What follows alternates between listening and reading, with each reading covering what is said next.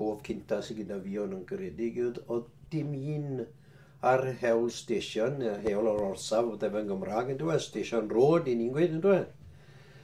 Le mae'r ysgol nawr, un ysgol fach oedd yna, 2 stafell yn yr ysgol. Dim ca chwarae, dyn ni dim byd, amser o'n i'n blant, na fel o'n i'n chwarae, oedd hwp, dyn ni, a mae rown yr ysgol a hwp a bachyn ar ni. Mae rown ei ar yr ysgol a wedyn cael rhywun syniad rhyw. Beth sy'n ni'n dod â teiras yr ysgol? A pob un yn dod â teiar wedyn, a bwrw'r teiar a raso rown ei ar da teiar, na beth o'n i'n neud.